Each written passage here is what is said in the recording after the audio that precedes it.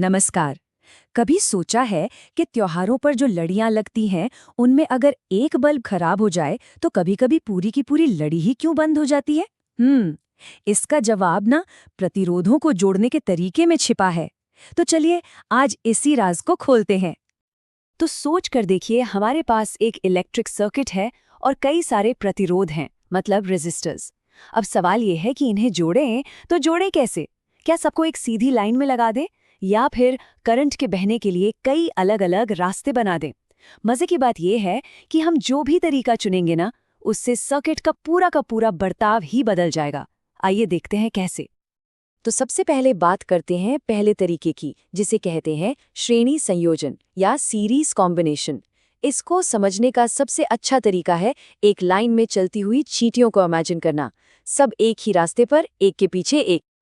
देखिए, श्रेणी संयोजन में होता क्या है कि सारे रेजिस्टर्स एक ही तार में बिल्कुल माला के मोतियों की तरह एक के बाद एक लगा दिए जाते हैं। करंट के पास ना आगे बढ़ने के लिए कोई दूसरा रास्ता होता ही नहीं है, उसे हर एक रेजिस्टर से होकर गुजरना ही पड़ता है, कोई ऑप्शन ही नहीं है। और यहीं पे बात मजेदार हो जाती है। श्रेणी संयोजन की दो सबसे खास बातें हैं। पहली, करंट यानी धारा पूरे सर्किट में हर जगह एक जैसी रहती है, और दूसरी बात, जो वोल्टेज है ना, वो हर रेजिस्टर के बीच बट जाता है, बिल्कुल वैसे ही जैसे एक एक को सब में बराबर बराबर बांट दिया गया हो। यहाँ टोटल रेजिस्टेंस निकालना तो भाई बच्चों का खेल है। बस जितने भी रेजिस्टर्स हैं उनकी वैल्यू को एक साथ जोड़ दीजिए।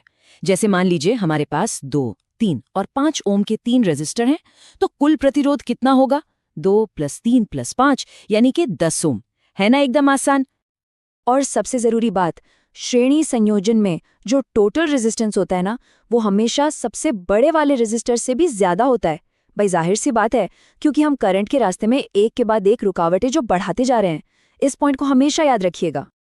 लेकिन क्या हो अगर हम करंट को एक ही रास्ते पर चलने को मजबूर ना करें? अगर उसे चुनने के लिए कई सारे रास्ते दे दें तो बस यहीं पर एंट्री होती है हमारे दूसरे तरीके की, जिसका नाम है समानांतर संयोजन। अब समानांतर संयोजन में क्या होता है कि करंट एक चौराहे पर पहुंचता है और वहां से कई अलग अलग गलियों में बंट जाता है। ऐसा सोचिए कि एक बड़ी नदी आगे जाकर कई छोटी छोटी धाराओं में बंट गई हो। हर धारा में एक रेजिस्टर लगा है और आखिर में ये सारी धाराएं फिर से आकर मिल जाती हैं। और यहाँ पर खेल के नियम पूरी तरह से पलट जाते हैं। समानांतर में हर शाखा पर वोल्टेज एक जैसा रहता है, लेकिन जो कुल करंट है वो नदी की धाराओं की तरह हर शाखा में अपनी अपनी क्षमता के हिसाब से बढ़ जाता है।